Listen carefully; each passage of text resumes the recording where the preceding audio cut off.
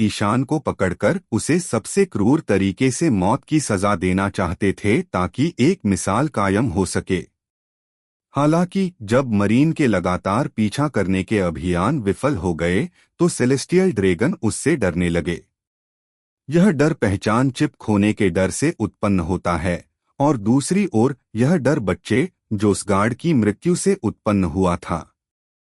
लंबे समय से इनमें से किसी भी रईस को किसी भी तरह से चोट या नुकसान नहीं पहुंचाया गया है। मारे जाने की बात तो दूर की बात है। सामान्य मौत के मामलों के अलावा मोजोसगार्ड परिवार का बेवकूफ बेटा विश्व रईसों का पहला सदस्य था जिसे मार दिया गया था। यह एक अद्भुत मनोवैज्ञानिक परिवर्तन था। लंबे समय तक सेलेस्टियल ड्रैगन्स सृष्टिकर्ता होने का दावा करते रहे, यह सोचते रहे कि उन्होंने ही दुनिया बनाई है और खुद को पूरी तरह से भगवान मानते रहे। इससे उनके विचार कुछ विकृत हो गए और वे किसी को भी अपमानित करने वाले को बर्दाश्त नहीं कर सकते थे। इसके अलावा विश्व सरकार और मरीन की सुरक्षा को हल्के में लिया गया था, इसलिए उन्होंने एक तीव्र अहंकारी मानसिकता विकसित कर ली थी। हालांकि ईशान द्वारा उनके लोगों के एक सदस्य को मारने के बाद यह अहंकार और श्रेष्ठता से बनी उनकी ऊंची दीवार में एक छेद करने जैसा था। उन्हें अब तक यह एहसास नहीं हुआ था कि भले ही वे देवता थे, फिर भी लोग उन्हें मार सकते हैं। इस समय उनके मन में विरोधाभास पनपने लगा। एक ओर तो वे अहंकारी बने रहे, लेकिन दूसरी ओर उन्हें मारे जाने का भय भी बना रहा। इसलिए निरंतर विचार विमर्श करते करते दिव्य ड्रैगन के मन में धीरे धीरे ईशान के प्रति एक अकल्पनीय भय उत्पन्न हो गया, जो उन्हें बेरहमी से मार डालेगा। उनके मन में ईशान की छवि और भी भयावह हो गई, बिल्कुल शैतान जैसी। सिर्फ शैतान ही देवताओं के खिलाफ जा सकता है, सिर्फ वही देवताओं को मार सकता है। सेलेस्टियल ड्रैगन यही सोचते हैं। बात ये नहीं कि उनकी सेना कमजोर है, बल्कि दुश्मन बहुत ताकतवर और पागल है। ये एक आध्यात्मिक हार जैसा लगता है, लेकिन आखिरकार उसने इन सरदारों को बेचैनी का एहसास दिला ही दिया। इसलिए हर दिव्य परिवार के माता पिता अपने बच्चों को शैतान ईशान से डरना खास तौर पर सिखाएंगे। उन्होंने तो इयान का वांटेड पोस्टर भी अपने बच्चों को दिखाया और कहा कि अगर वे इस व्यक्ति से मिलें तो छिप जाएं। दरअसल दिव्य ड्रैगन किसी और से ज्यादा मौत से डरते हैं। वे मूर्ख नहीं हैं, इसलिए वे उन निडर लोगों को भड़काने का जोखिम नहीं उठा सकते। वरना ये लोग चारों सम्राटों के खिलाफ कार्रवाई करने की कोशिश क्यों नहीं करते। यही वजह है कि जैसे ही अदुराम ने ईशान को पहचाना, वह इतना डर गया और भाग गया। ईशान को तो पता ही नहीं चला कि क्या हुआ, लेकिन आओकीजी को थोड़ा बहुत समझ आ गया। तो यह दृश्य देखकर आओकीजी भी थोड़ा अवाक रह गया, लेकिन दोबारा सोचने पर उसे लगा कि यही सबसे अच्छी स्थिति है।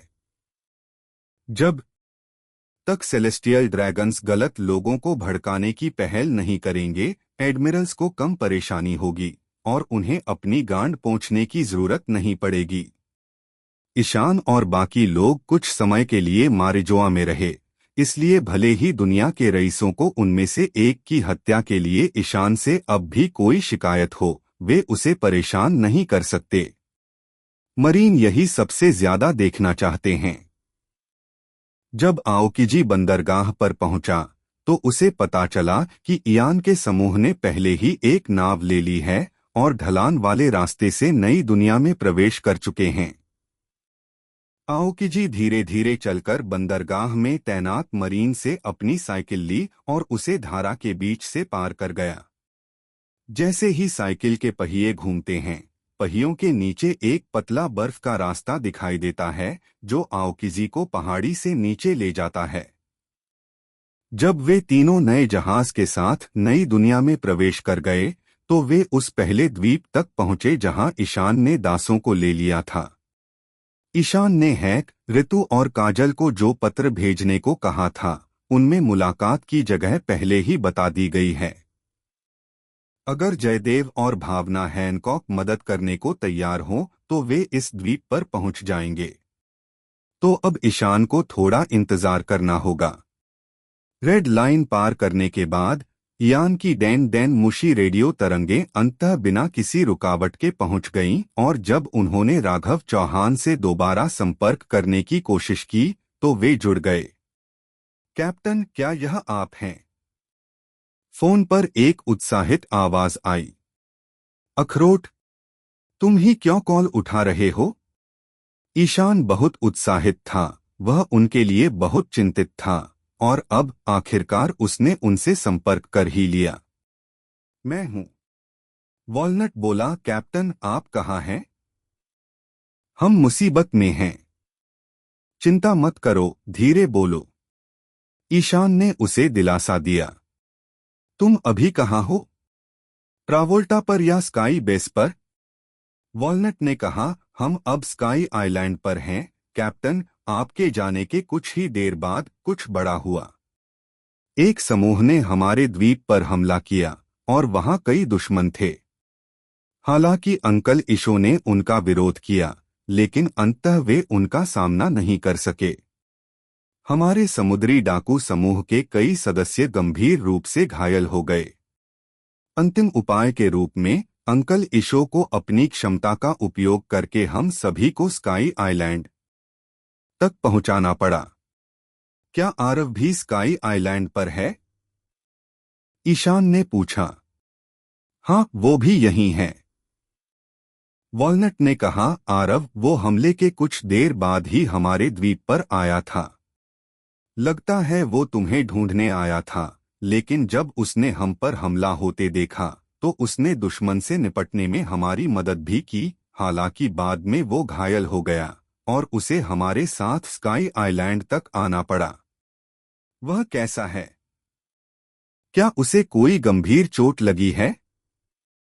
ईशान ने भौहें चढ़ाकर पूछा। नहीं, बिल्कुल सही, उसे कोई चोट नहीं लगी थी। वॉलनट ने ईशान को एक चौंकाने वाली खबर दी, बताया कि उसे असल में जहर दिया गया है। बहुत तेज जहर, हालांकि जानलेवा नहीं। डॉक्टर रंगनाथ भी उसे ठीक नहीं कर पाए। जहर? ईशान चौंक गया। अपने विवर कार्ड के संकेतों को देखते हुए ईशान को हमेशा यही लगता था कि आरव घायल है।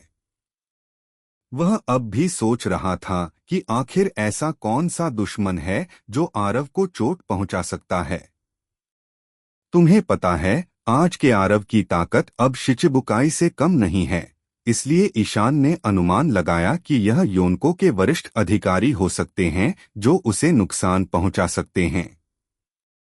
लेकिन वॉलनट से संपर्क करने के बाद ईशान को एहसास हुआ कि चीजें उसकी कल्पना से अलग थीं। आरव को जहर दिया गया है। बाकी लोगों का क्या? ईशान ने आगे पूछा, क्या और भी सदस्य जहर दिए गए हैं? हाँ, वॉलनट ने कहा, हमारे समूह के एक बड़े हिस्से ने तेज जहर के कारण अपनी लड़ने की शक्ति खो दी और फिर और भी जख्म खा लिए। बहन नाना और अंकल इशो को जहर लगा है, लेकिन उन्होंने कम जहरीला पाउडर अंदर लिया है, इसलिए उनकी हालत गंभीर नहीं है। जहर पाउडर? ईशान ने ध्यान से शब्द को समझा, भौहें चढ़ाई और पूछा, आखिर हमारे इलाके पर हमला किसने किया? मुझे नहीं पता। वॉलनट ने कहा, मुझे उनकी उत्पत्ति का पता नहीं है। ये दुश्मन एक अजीबोगरीब विशाल घोंघा जहाज से आए थे। उनके पास ढेरों सैनिक हैं, लेकिन कई सैनिक बिल्कुल एक जैसे दिखते हैं। हालांकि उनके 4 नेता थे, 3 पुरुष और 1 महिला, और उन्होंने अजीबोगरीब कपड़े पहने थे। बॉस, जब हमने उनसे लड़ाई की तो उनके शरीर बेहद सख्त हो गए थे। जब अंकल इशो इन चारों पर हमला करने गए तो एक जैसे दिखने वाले उन सैनिकों ने उनके सामने खड़े होकर आने वाले नुकसान को सहने की पहल की। क्या बात है? वॉलनट के दुश्मनों का विवरण सुनते ही ईशान ने तुरंत प्रतिक्रिया दी। ये तो जर्मा ग्रुप जैसा लग रहा है। तो ईशान ने तुरंत पूछा, क्या तीनों पुरुषों और महिला की डिजिटल पहचान है? मुझे भी ऐसा ही लगता है, मुझे कुछ नंबर देखने की याद आई। वॉलनट ने यकीन से कहा, उनके शरीर पर नंबर होते हैं। गुलाबी बालों वाली औरत की दोनों जांघों पर 6 लिखा था। निश्चित रूप से ये जर्मा 66 हैं। ईशान ने आह भरते हुए कहा, मैं समझता हूँ, अब आपको स्काई बेस पर ही रहना होगा और मैं जल्द ही वहां पहुंच जाऊंगा। इसके बाद ईशान ने फोन रख दिया और जहाज के किनारे बैठ गया और सोचने लगा। यह सामान्य बात है कि वॉलनट जर्मा 66 को नहीं पहचान सका। यह अनुमान लगाया गया है कि ड्रैगन हंटर समुद्री डाकू समूह में कई लोग हैं जो उन्हें पहचान नहीं सकते क्योंकि उन्होंने कभी भूमिगत दुनिया से नहीं निपटा है। नॉर्थ ब्लू में बच्चों के लिए एक किताब है जो दुष्ट सेना से लड़ने वाले नौसैनिकों के बारे में बताती है। इस कहानी में नौसैनिकों ने दुष्ट सेना को बार बार हराया और दुनिया को बचाया। इसलिए दुनिया की अनुभूति में यह तथाकथित बुरी सेना हमेशा काल्पनिक रही है और लोग इसे सिर्फ पढ़ते हैं और इसे एक परीक्षा मानते हैं। लेकिन वास्तव में यह दुष्ट सेना अस्तित्व में है और यह कोई लंबे समय से चली आ रही किंवदंती नहीं है जो आज तक अस्तित्व में है, और यह दुष्ट सेना वास्तव में जर्मा 66 है। उन्हें जर्मा ग्रुप के नाम से भी जाना जाता है और भूमिगत दुनिया में उनका कोड नाम वॉरमोंगर्स है। इसी से हम समझ सकते हैं कि ये किस तरह का संगठन है। जर्मा ग्रुप उत्तरी ब्लू में एक शक्तिशाली सैन्य शाखा है। ये युद्धोन्मादी हैं, यानी एक ऐसा संगठन जो युद्ध से उत्तेजना चाहता है और गुप्त रूप से युद्ध भड़काने का काम करता है। ये मूल रूप से विभिन्न देशों के युद्ध सौंपे स्वीकार करते हैं, सबसे ज्यादा पैसे देने वाले ग्राहक को युद्ध जीतने में मदद करते हैं और फिर प्राप्त धन से खुद का विकास और विस्तार करते हैं। इस अंडरवर्ल्ड भाड़े के सैनिक बल की कमान किंगडम के शासक परिवार विंसमोक परिवार के हाथों में है। वर्तमान नेता विंसमोक जज हैं, जो एक उत्कृष्ट वैज्ञानिक हैं और संजी के पिता वेगापंक के पूर्व सहयोगियों में से एक हैं। जब विश्व सरकार ने उनके शोध संस्थान को जबरन भंग कर दिया तो जज अपने सहयोगियों के शोध परिणामों वंशकारक नामक रक्त संबंधी शोध डेटा के साथ भाग निकले। इस अवधि के दौरान जज ने रक्त संबंधी कारकों के अध्ययन पर भरोसा करते हुए धीरे धीरे जर्मा समूह को एक वैज्ञानिक लड़ाकू बल में उन्नत किया, क्लोनों की एक सेना बनाई और अपने 5 बच्चों के रक्त संबंधी कारक को संशोधित किया, जिससे वे बहुत अधिक शक्तिशाली बन गए। इससे भी ज्यादा चौंकाने वाली बात यह है कि ऐसा युद्ध समूह विश्व सरकार द्वारा मान्यता प्राप्त गठबंधन का सदस्य भी था। विंसमोक परिवार ने कभी पूरे उत्तरी ब्लू पर बलपूर्वक शासन किया था। हालांकि उनकी सेनाएं कम हो गई हैं और उन्होंने अपना क्षेत्र खो दिया है, फिर भी विश्व सम्मेलन में उनकी सीट सुरक्षित है और वे अभी भी उसमें भाग लेने के योग्य हैं। एक ट्रांसमिग्रेटर होने के नाते ईशान स्वाभाविक रूप से जर्मा ग्रुप और विंसमोक परिवार को जानता है। हालांकि उसकी जानकारी सीमित है, फिर भी उसने नहीं सोचा था कि जर्मा 66 ने उसके घर पर यह हमला किया होगा।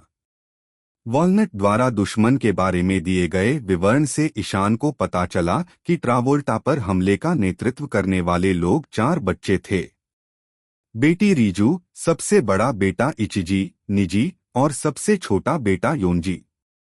जहां तक तीसरे बच्चे संजय की बात है, वह अभी भी ईस्ट ब्लू सी रेस्टोरेंट बाराती में शेफ हैं। आरव और राघव चौहान को जहर दिया गया था, जो शायद रीजू की वजह से हुआ था।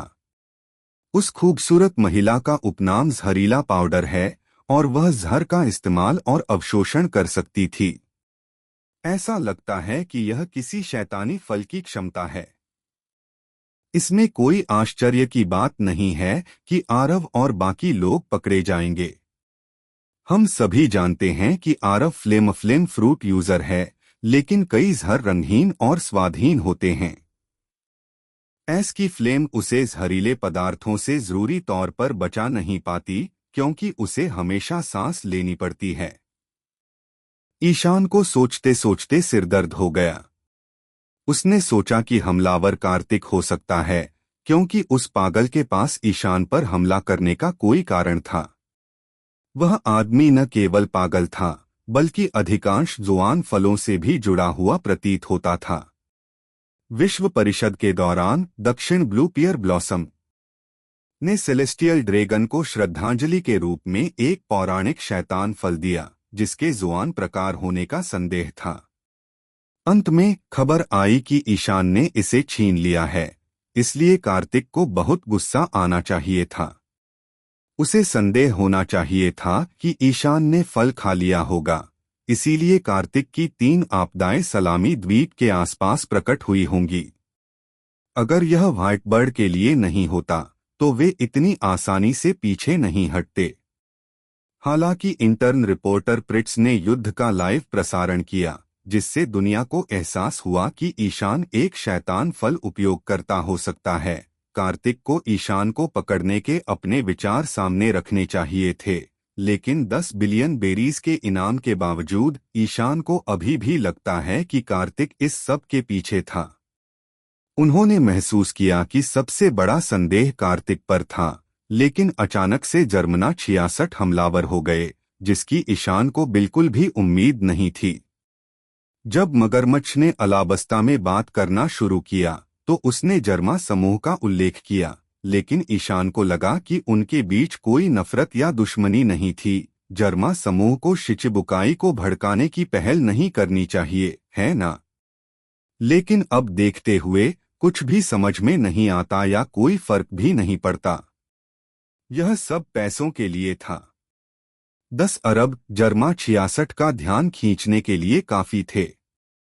ईशान को इस बात से अवाक होना पड़ा कि इस बार जब वह ईस्ट ब्लू लौटा, तो रास्ते में उसे संजय मिल गया। शायद यह एक संकेत है। संजी की भौहें अभी भी उसे परेशान कर रही हैं। अब ईशान यही सोच रहा है कि इस मामले से कैसे निपटा जाए। इसमें कोई शक नहीं कि जर्मा समूह की ताकत अद्भुत है। ईशान ने सावधानी बरती और दूसरे शिचिबुकाई को मददगार के तौर पर ढूंढा। उसने वाकई सही काम किया। हालांकि उसका सामना किसी सम्राट से नहीं था, लेकिन जर्मा समूह से निपटना आसान नहीं है। इस समूह और योंकों के बीच अभी भी एक अंतर हो सकता है, वरना जज अपने बच्चों और बिग मॉम्स के बीच शादी के बारे में सोच भी नहीं पाता और उसकी ताकत पर भरोसा नहीं करता। सिरदर्द और तेज हो गया, लेकिन जब ईशान ने ध्यान से सोचा तो उसे लगा कि कुछ गड़बड़ है। इस लड़ाई का कारण भूमिगत दुनिया से प्राप्त एक आदेश था, और ईशान के पास इस सब के लिए डोफ्लामिंगो पर संदेह करने का कारण था। फिर अचानक समस्या आ गई। अगर उसे ठीक से याद है तो डोफ्लामिंगो समुद्री डाकू उत्तरी ब्लू में एक प्रसिद्ध समूह हैं, और विंसमोक परिवार भी, लेकिन पत्र हमेशा उस भूमि पर उनका शासन बहाल करना चाहता था। क्या यह सिर्फ एक संयोग है या कुछ और? क्या इन दोनों को दुश्मन नहीं होना चाहिए? यान का अंतर्ज्ञान उसे बताता है कि विंसमो के परिवार को धोखा दिया गया था। 10 अरब एक बहुत बड़ी रकम है, लेकिन समस्या यह है कि यह रकम शायद डोफ्लामिंगो ने दी थी। यान के अनुसार डोन क्विजोटे पायरेट्स उत्तरी ब्लू में काफी मशहूर हैं। कई नए समुद्री डाकू इस समूह में शामिल होने पर गर्व महसूस करते हैं, और उत्तरी ब्लू में डोफ्लामिंगो का प्रभाव काफी ज्यादा है। डोफी अब ड्रेसरोसा का राजा है, लेकिन जिस जगह डोफी ने अपनी शोहरत और दौलत कमाई वह अभी भी नॉर्थ ब्लू में है, जो उसका आधार स्थल है।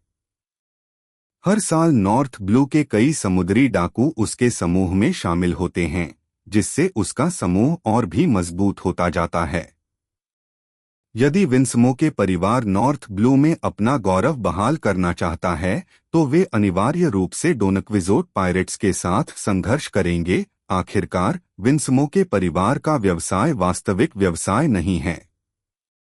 इसलिए यान के अनुमान के अनुसार विंसमोक परिवार और डोफ्लामिंगो शायद गुप्त प्रतिद्वंद्विता की स्थिति में हैं।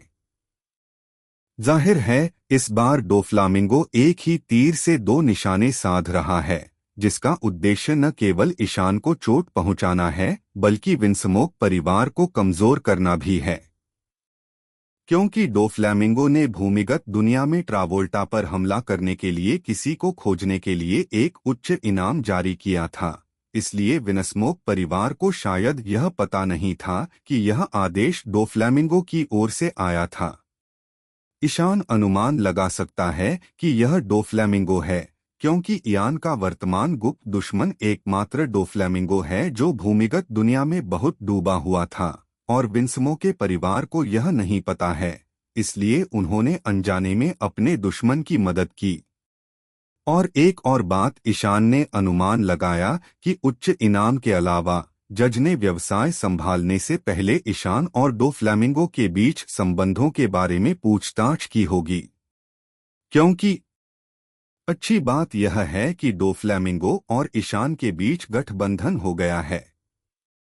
डोफ्लामिंगो ने कुछ समय पहले ही ईशान को हथियारों का एक जत्था प्रदान किया था, जिसे उन लोगों से छिपाया नहीं जा सकता जो इस तरह के मामलों में गहराई से खुदाई करते हैं। इसलिए विंसमो के परिवार सोच सकता है कि डोफ्लामिंगो के सहयोगी ईशान को खत्म करने से उसे अप्रत्यक्ष रूप से नुकसान हो सकता है। ईशान ने ये सोचकर अपना सिर हिलाया।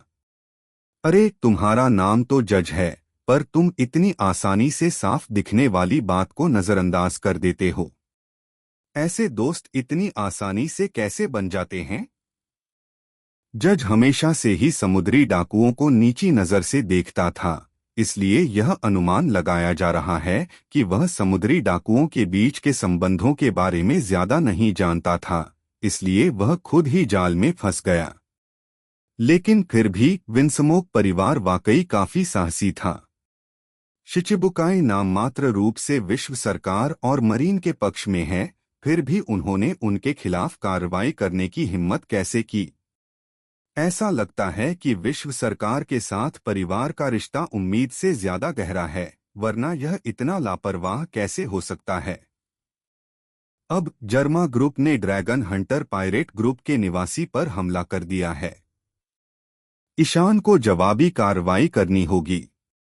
इसके अलावा डोफ्लामिंगो ने न केवल वेरगो की हत्या का बदला ईशान से लिया, बल्कि उसका इस्तेमाल विंसमोक परिवार को कमजोर करने के लिए भी किया। डोफ्लामिंगो को भूमिगत दुनिया का जोकर कहा जाना चाहिए, और उसके तरीके भी बेहतरीन हैं। हालांकि डोफ्लामिंगो ने शायद यह नहीं सोचा होगा कि इयान की नजरों में वर्गो की पहचान कोई राज नहीं है। यानी भले ही ईशान और डोफ्लामिंगो ऊपरी तौर पर दोस्ताना हो, लेकिन उसने पहले ही उसे इस सब का संचालक बता दिया है। अब ईशान सोच रहा है कि डोफ्लामिंगो के बिछाए जाल से कैसे छुटकारा पाया जाए। चूंकि उसे उसके इरादे का अंदाजा था, इसलिए ईशान इतनी आसानी से गड्ढे में नहीं कूदता। ट्रावोल्टा पर हमले के लिए ईशान को खेल में वापस आना पड़ा, यह निश्चित है, लेकिन उसे लगता है कि अगर वह विंसमो के परिवार से लड़ता है तो दोनों पक्षों को भारी नुकसान होगा। भले ही उसे कई सहयोगी मिल जाएं, फिर भी उसे विंसमो के परिवार को कड़ा सबक सिखाना होगा। लेकिन ईशान को लगता है कि वह बहुत दूर नहीं जा सकता। सामान्य तौर पर उसे जर्मा समूह को बहुत अधिक हताहत नहीं होने देना चाहिए, लेकिन साथ ही विंसमो के परिवार को भी स्पष्ट रूप से यह समझने देना चाहिए कि यह डोफ्लामिंगो द्वारा एक जाल था, ताकि उनका गुस्सा डोफ्लामिंगो पर जाए। ऐसे में आखिर में जो बैठकर तमाशा देखेगा वही ईशान बनेगा। समय आने पर विंसमो परिवार और डोफ्लामिंगो मिलकर उनकी धुनाई कर देंगे, और उसका इससे कोई लेना देना नहीं रहेगा। इसके बाद यान के विचार धीरे धीरे स्पष्ट होने लगे और उसके दिमाग में मोटे तौर पर एक समाधान आ गया। इसलिए उसने आराम से जयदेव और अन्य लोगों के आने का इंतजार किया। वॉलनट से बातचीत से ईशान को यह भी पता चला कि जर्मा ग्रुप शायद वहां से निकल गया है। ड्रैगन हंटर स्काई आइलैंड पर थे और अब सुरक्षित हैं। हालांकि आरव और बाकी सदस्यों को जहर दिया गया था, लेकिन यह जानलेवा नहीं है। सबसे बड़ी बेटी रीजू ने जब जहर लिया होगा तो शायद उसने दया दिखाई होगी। इसलिए रंगा की देखभाल से आरव और बाकी लोग ईशान के लौटने तक डटे रह सकते हैं। हॉकिंस की भविष्यवाणी बिल्कुल सटीक है। ईशान को खतरा तो जरूर हुआ, लेकिन यह खतरा उसकी तरफ नहीं बल्कि उसके समूह की तरफ आ रहा था। शांत होने के बाद ईशान नाव पर ही रहा, हर दिन साबो के साथ मछली पकड़ता और जब कोई आसपास नहीं होता तो रिवॉल्यूशनरी आर्मी के बारे में बातें करता। यह कोई उबाऊ यात्रा नहीं थी, बस ये सफर मगरमच्छ के लिए मुश्किल था। वो अपनी मर्जी से नहीं आया था, बल्कि ईशान ने उसे मजबूर किया था। शुरुआत में तो सब ठीक था, वो एक जगह शांत बैठा रहता था, लेकिन एक हफ्ते बाद मगरमच्छ और बर्दाश्त नहीं कर पाया। पिछले कुछ दिनों से मगरमच्छ जानबूझकर ईशान से उसकी आत्मा छीनने की कोशिश कर रहा है। लेकिन दुर्भाग्य से ईशान को पता चला कि ओरोची द्वारा पकड़ी गई आत्माओं को उसके सिस्टम की सूची में बचाया जा सकता है। मगरमच्छ को कोई उम्मीद नहीं थी। मगरमच्छ को लगा कि उसकी आत्मा इयान की जेब में रखी है। ईशान तैयार नहीं था, इसलिए उसने उसे वापस लेना चाहा। इसलिए उसने हाथ बढ़ाकर उसे बाहर निकालने की कोशिश की। इसके बाद ईशान और साबो ने हमारी पिटाई कर दी। रेगिस्तानी इलाके से निकलने के बाद मगरमच्छ का घरेलू फायदा गायब हो गया। तीनों जहाज पर थे, चारों तरफ समुद्र और पानी था और मगरमच्छ को पानी से सबसे ज्यादा डर लगता था। इस माहौल में उसकी कई क्षमताएं काम नहीं आ पा रही थीं। इसके विपरीत मगरमच्छ एक ऐसा व्यक्ति है जो अपने शैतानी फल की परम शक्ति का पीछा करता है। वह बहुत प्रशिक्षण ले रहा है और जागृति अवस्था की ओर बढ़ना चाहता है, लेकिन हकीके अभ्यास को नजरअंदाज कर रहा है। इस समय मगरमच्छ की उम्र 40 वर्ष के करीब है और उसने अभी तक अपनी हकी को नहीं जगाया है। पर्यावरणीय सीमाओं के अलावा उनके पास एक संख्या का लाभ था। मगरमच्छ ईशान और साबो से घिरा हुआ था। यह इस समय तक नहीं था कि वह समझ गया कि साबो, वह लड़का जो ईशान के साथ दिखाई दिया, वास्तव में मजबूत था। हालांकि साबो शैतानी फल का इस्तेमाल करने वाला नहीं है, फिर भी उसके शारीरिक कौशल अद्भुत थे। वह लंबे समय से क्रांतिकारी सेना में है और उसे खुद नेता ड्रैगन और चाचा कुणाल ने प्रशिक्षित किया था। उसके ड्रैगन के पंजे इतने शक्तिशाली थे कि वह नंगे हाथों से स्टील को भी निचोड़ सकता था। इसके अलावा ईशान को सबसे ज्यादा हैरानी इस बात से हुई कि साबो ने बुशोशोकु हकी के इस्तेमाल में महारत हासिल कर ली थी। हकी के इस्तेमाल से इन दोनों ने मगरमच्छ को कुछ ही देर में निपटा दिया और उसकी पिटाई कर दी। लड़ाई रुकने के बाद मगरमच्छ आखिरकार थोड़ा विनम्र हुआ। उसे समझ आ गया कि स्थिति उसकी सोच से कहीं ज्यादा जटिल है और उसकी आत्मा वापस नहीं ली जा सकती, इसलिए वह अपना वादा निभाने के लिए सिर्फ ईशान पर ही भरोसा कर सकता है। बेशक अगर वह अपनी आत्मा का 10वां हिस्सा खोने को तैयार है तो ईशान के साथ कीचड़ भरे पानी की यात्रा करने के बजाय भाग जाना ठीक है। लेकिन समस्या यह है कि जब एक सामान्य व्यक्ति को अपनी आत्मा जैसी महत्वपूर्ण चीज का सामना करना पड़ता है तो हर उपाय बदल जाना चाहिए, है ना? इस मामले में 5वें दिन ईशान आखिरकार द्वीप पर पहुंच गया और जयदेव और भावना हैनकॉक का इंतजार करने लगा। असीम समुद्र पर आओकिजी बर्फ से बनी एक डेक कुर्सी पर झुके हुए थे। दोनों हाथ उनके सिर के पीछे रखे हुए थे और उनकी आंखों पर पट्टी बंधी हुई थी, जबकि उनकी साइकिल उनके बगल में रखी हुई थी, जिसके टायर बर्फ से जड़े हुए थे और वे सीधे खड़े थे। शैतान फल के उपयोगकर्ता आमतौर पर साधारण सड़कों पर चलना पसंद नहीं करते, खासकर आओकी जी। वह एक आलसी व्यक्ति है, लेकिन उसे हर जगह घूमना पसंद है और उसकी यात्रा का तरीका बहुत ही अनोखा है। उसे बस एक साधारण साइकिल की जरूरत है। इससे वह दुनिया में कहीं भी पहुंच सकता है। बर्फ लोगिया फल वाले व्यक्ति के रूप में वह शायद अकेला ऐसा व्यक्ति है जिसे समुद्र से डर नहीं लगता। वह बिना किसी चिंता के समुद्र पर आराम कर रहा था। इस समय उसकी स्थिति इयान के जहाज से बहुत दूर है। विशाल समुद्र में पीछे की ओर गिरने के कारण आओकिजी का आकार बहुत छोटा था, और अगर ईशान या बाकी लोग दूरबीन से अपने पीछे का सारा क्षेत्र साफ नहीं करते तो वे आओकिजी को नहीं देख पाते। इससे आओकिजी के ईशान पर नजर रखने के मिशन में भी मदद मिलती है। फ्लीट एडमिरल सेनगोकू को कुछ बुरा लग रहा था, इसलिए आओकिजी इयान के पीछे पीछे चल पड़ा, लेकिन वह आश्वस्त नहीं हुआ। हालांकि ईशान और मगरमच्छ साथ साथ चल रहे थे, आओकिजी को लगा कि सेनगोकू ने बिना वजह ही इतना बड़ा बखेड़ा खड़ा कर दिया। बेशक उसे चीजें थोड़ी अजीब लग रही थीं, लेकिन वो कुछ दिनों से ईशान का पीछा कर रहा था। इस दौरान उन्होंने कोई हलचल नहीं की, जिससे आओकिजी को आश्चर्य हुआ कि वो ऐसी जगह क्यों रुका था। कोई बात नहीं, वैसे भी घूमने का बहाना मिलना तो मुश्किल ही है। आओकिजी बुदबुदाया, एक नजर डाली और फिर वापस सोने चला गया। हालांकि इस समय आओकिजी ने समुद्र से एक अजीब आवाज सुनी जो सामान्य लहरों की आवाज से कुछ अलग थी।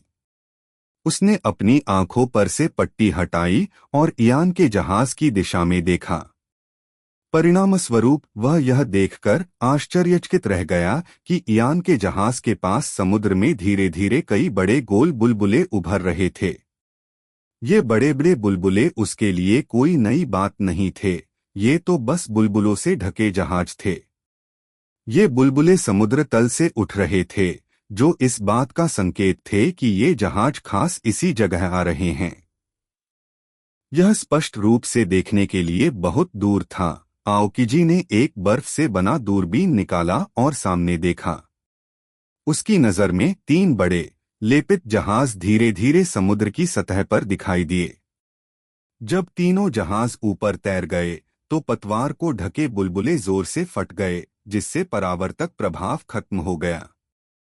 आओकिजी को आखिरकार पता चल गया कि इन जहाजों पर कौन है। मछुआरे समुद्री डाकू। आओकिजी जब मस्तूल पर काला समुद्री डाकू झंडा देखा तो आश्चर्यचकित हुए बिना नहीं रह सके। यह जिन्बे का समूह है। हाँ, ये जहाज समुद्र के शूरवीर जयदेव के नेतृत्व में थे। हालांकि मछुआरे समुद्र में आजादी से तैर सकते हैं, लेकिन उनकी नावें नहीं तैर सकती, इसलिए जब उन्हें जहाजों की जरूरत होती है तो वे इसी तरह समुद्र तल से जहाजों को ऊपर लाते हैं। दूरबीन के माध्यम से आओकिजी ने पुष्टि की कि सभी जहाजों पर झंडे एक जैसे थे और जयदेव उनमें से एक पर खड़ा था। संदेह के बीच आओकिजी ने दूरबीन को थोड़ा घुमाया, इयान के जहाज को देखा। वह दृश्य देखा जब ईशान ने हाथ हिलाकर जयदेव का अभिवादन किया। जयदेव, क्या उसने भी उसकी मदद मांगी थी? आओकिजी ने भौहें चढ़ाई और मन ही मन कहा। उसे आखिरकार एहसास हो गया कि कुछ गड़बड़ है। जब ईशान और मगरमच्छ अचानक मरीनफोर्ड में प्रकट हुए तो आओकिजी और सेनगोकू इयान के इरादे समझ गए, लेकिन उस समय उन्होंने सोचा कि ईशान सिर्फ मगरमच्छ की मदद मांग रहा है। हालांकि अब जयदेव भी ईशान के पास पहुंच गया था। आओकिजी को तुरंत एहसास हुआ कि सेनगोकू की चिंताएं शायद सही थीं। 3 शिचिबुकाई सदस्य, इयान का दुश्मन कौन है और उसे खदेड़ने के लिए कितनी शक्ति की आवश्यकता है? बड़े भाई जयदेव। जब जयदेव ईयान के जहाज पर आए तो ईशान ने खुशी से उनका स्वागत किया और कहा, आने के लिए शुक्रिया। मैं किसी जरूरतमंद भाई की मदद नहीं कर सकता। जयदेव ने मुस्कुराते हुए ईशान को जवाब दिया। ईशान और जयदेव घनिष्ठ मित्र हैं। ईशान ने अपने कई कबीले के साथियों को बचाया था और फिर व्हाइट बर्ड समुद्री डाकुओं के साथ अपने संबंधों के कारण एक दूसरे से और भी ज्यादा परिचित हो गए। इसलिए जयदेव ईशान को अपना भाई कहने लगे। जिन्बे की उम्र, साथ ही उनका चरित्र और शैली वास्तव में उन्हें बड़ा भाई कहने के योग्य हैं, इसलिए एक दूसरे को भाई कहना अजीब नहीं लगा। हैक का पत्र पाकर जयदेव बाहर आया और दोनों साथ साथ पानी में आ गए। फिर वह वापस गया और साबो का पक्ष लिया, लेकिन जब साबो ने खुद को कई अजनबियों से घिरा पाया तो उसने अनजाने में अपनी टोपी का किनारा नीचे कर लिया, कम बात की और अपने अस्तित्व का एहसास कम कर लिया। इसके अलावा ईशान और मगरमच्छ, दो शिचिबुकाई पर्याप्त ध्यान आकर्षित करते हैं, इसलिए यहाँ तक कि एओकिजी, जो दूर से देख रहे थे, उन्हें एहसास नहीं हुआ कि एक खतरनाक आकृति भी जहाज पर थी। जयदेव और ईशान का अभिवादन समाप्त होने के बाद उसने मगरमच्छ की तरफ देखा। वह और मगरमच्छ एक दूसरे को जानते थे और वह ठंडी खर्राटों से खुद को रोक नहीं पाया। मगरमच्छ, तुमने नई दुनिया में फिर से आने की हिम्मत क्यों की? क्या तुम अब भी सफेद दाढ़ी वाले को चुनौती देना चाहते हो? क्या तुम एक और शॉट लेना चाहते हो? चुप रहो जयदेव। मगरमच्छ ने थोड़ी ऊंची करके जयदेव से कहा, या फिर रेत चखने की इच्छा है? मैं तुम्हारी गांड मारने के लिए इंतजार नहीं कर सकता। जयदेव ने तुरंत जवाब दिया।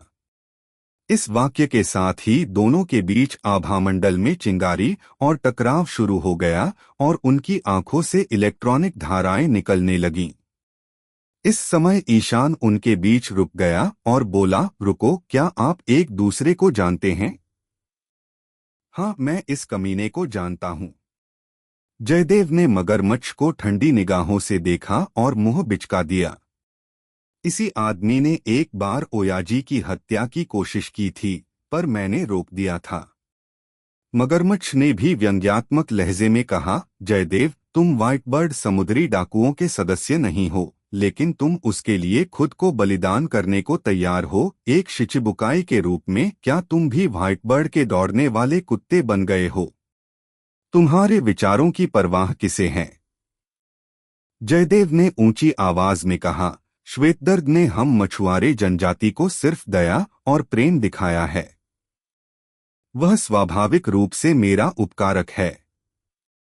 मैं उसके दान का बदला चुका रहा हूं और मैं वीरता के द्वीप से आया हूं, जिसके बारे में आपने कभी सुना ही नहीं होगा। दोनों को फिर से झगड़ते देख ईशान के सिर में दर्द होने लगा। यह एक ऐसा दृश्य था जिसकी उसने उम्मीद नहीं की थी। वह मददगारों की तलाश में है, लेकिन इससे पहले कि कुछ शुरू हो, दोनों ने मौत से लड़ने के लिए खुद को तैयार कर लिया। आखिरी उपाय के तौर पर ईशान ने मगरमच्छ की आत्मा निकाली और उसे कसकर पकड़ लिया। मगरमच्छ, अगर अब भी अपनी आत्मा का यह हिस्सा चाहता है तो चुप हो जा। मगरमच्छ और जयदेव के बीच ईशान जयदेव के साथ पक्षपातपूर्ण रहा होगा, इसलिए जब उसने आत्मा का गोला निकाला तो मगरमच्छ पागलों की तरह अपने दांत पीस रहा था, लेकिन उसने ठंडी सांस ली और अंततः अपना मुंह बंद कर लिया। मगरमच्छ को ईशान द्वारा आसानी से वश में होते देख जयदेव ने अजीब भाव से ईशान की ओर देखा और बहुत उत्सुक हो गया। जब तक सन्नाटा नहीं छा गया तब तक ईशान और जयदेव के बीच बातचीत नहीं हो सकी। भाई ईशान, क्या तुमने पत्र में जो लिखा है वह सच है? जयदेव ने पूछा, क्या भाई ऐस खतरे में है? हाँ। ईशान ने इक्के का विवर कार्ड निकाला और जयदेव को दे दिया। यह इक्के का जीवन पत्र है। नई दुनिया में आने के बाद मुझे खबर मिली, उसे जहर दिया गया है। सौभाग्य से जहर जानलेवा नहीं है। वह और मेरा समुद्री डाकू समूह इस समय सुरक्षित स्थान पर भाग गए हैं। यह किसने किया? जयदेव ने उत्सुकता से पूछा। यह जर्मा ग्रुप है, भाड़े के सैनिकों का एक दल जिसे विंसमोक परिवार के नाम से जाना जाता है। ईशान ने जयदेव को समझाया, क्या तुमने इनके बारे में सुना है? इसमें कोई आश्चर्य की बात नहीं है कि आरव और राघव चौहान साथ लड़े और हार गए। जयदेव ने अपनी बाहें पकड़ी और धीरे से सिर हिलाया। अगर वो जर्मा ग्रुप होता तो कोई आश्चर्य नहीं होता। मैंने उन वैज्ञानिक ताकतों के बारे में कहानियां सुनी हैं, यहाँ तक कि एडमिरल भी उनका सामना करना पसंद नहीं करते। जब वो नॉर्थ ब्लू में थे तो जर्मा ग्रुप ने एक बार अपनी सेना से एक साथ 4 राज्यों को धूल चटा दी थी। यह 4 सम्राटों के बाद दूसरे नंबर का संगठन है।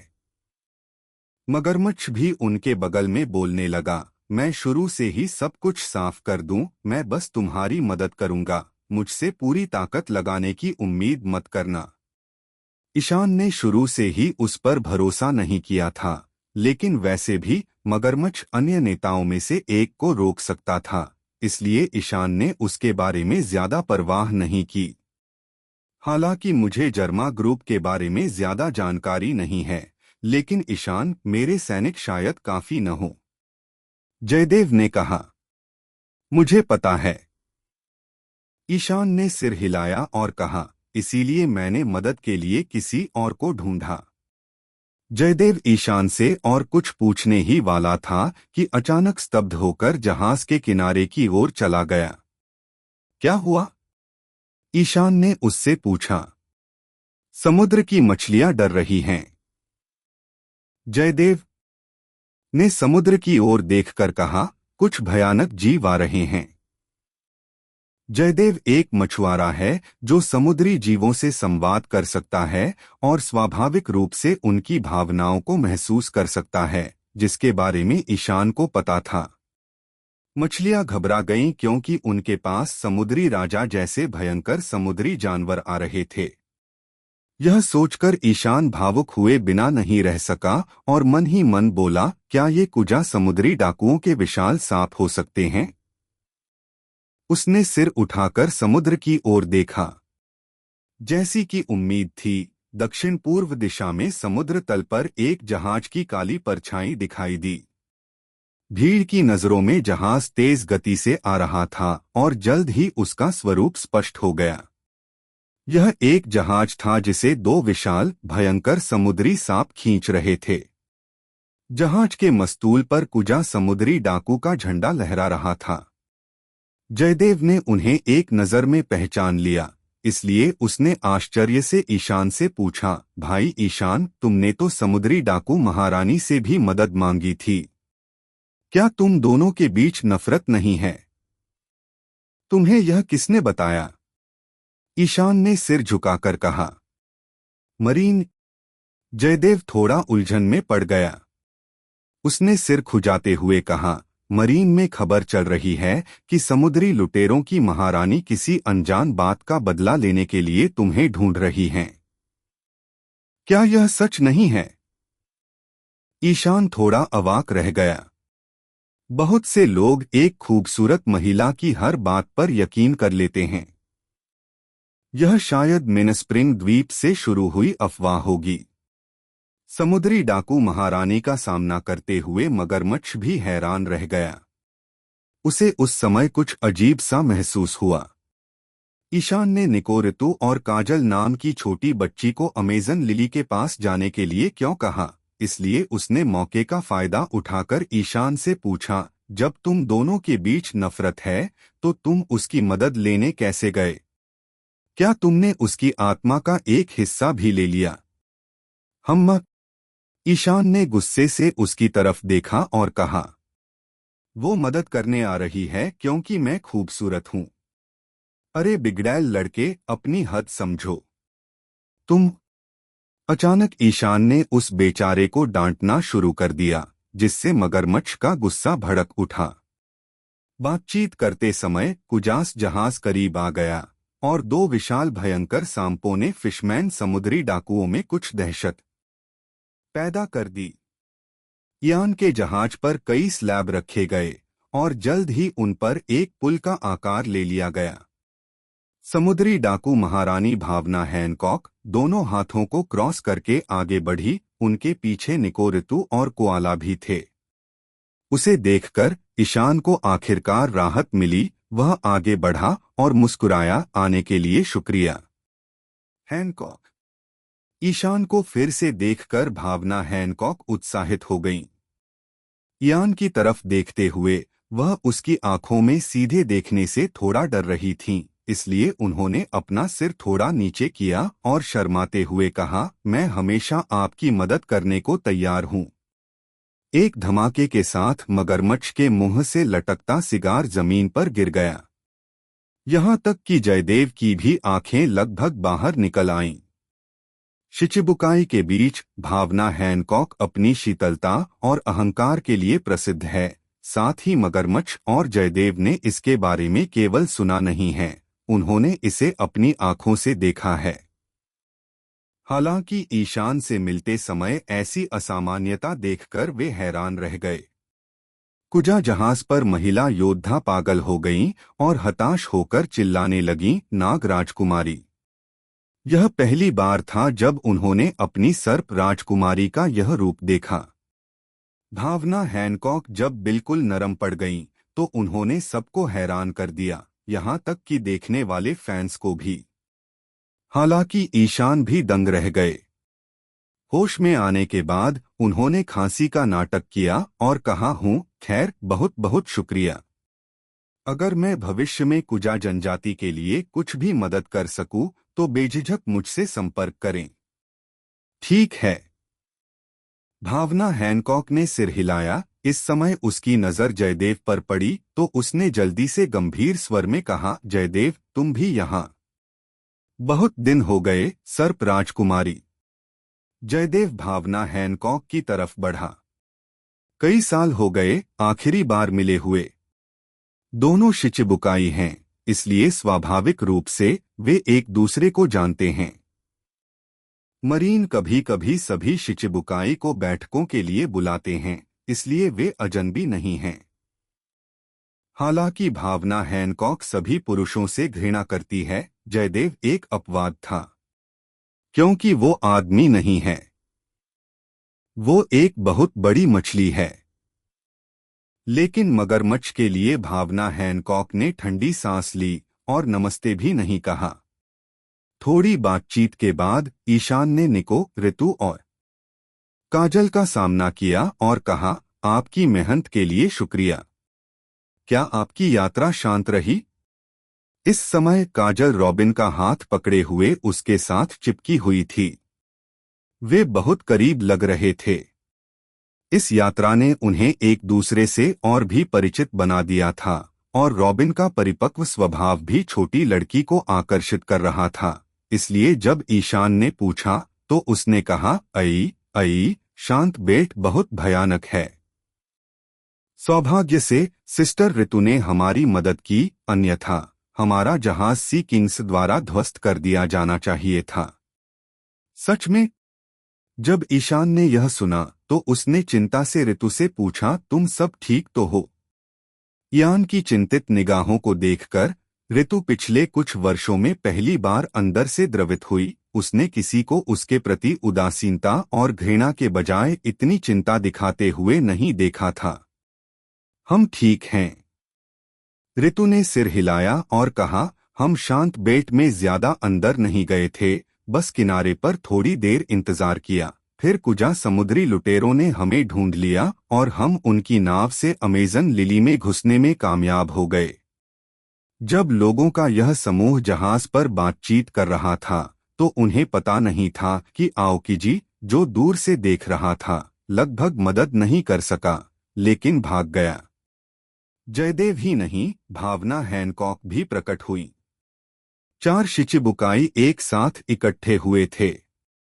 यह पहले से ही एक बहुत ही भयानक शक्ति है। आओकिजी का अंतर्ज्ञान उसे बताता है कि इयान का दुश्मन शायद एक ऐसी ताकत है जिसका सामना करना मुश्किल है। लेकिन आओकिजी को सबसे ज्यादा आश्चर्य निको रितु से हुआ। उन्होंने यह उम्मीद नहीं की थी कि निको रितु उस जहाज पर आएगी और कुजा समुद्री डाकुओं के साथ आएगी। बहुत समय पहले आओकिजी ने ओहारा की एकमात्र जीवित बची रितु को छोड़ने का फैसला किया था, लेकिन यह सिर्फ उसके कोमल हृदय के कारण था। आओकिजी के लिए उसकी न्यायप्रियता ने उसे हमेशा निको रितु पर ध्यान देने के लिए प्रेरित किया और वह नहीं चाहता था कि वह दुनिया के लिए कोई खतरा बने। चूंकि उसने उसे जीवित रहने दिया, इसलिए वह उसकी जिम्मेदारी बन गई। खुशकिस्मती से पिछले कुछ सालों में निको रितु अंडरग्राउंड दुनिया के नेताओं के बीच झूलती रही है।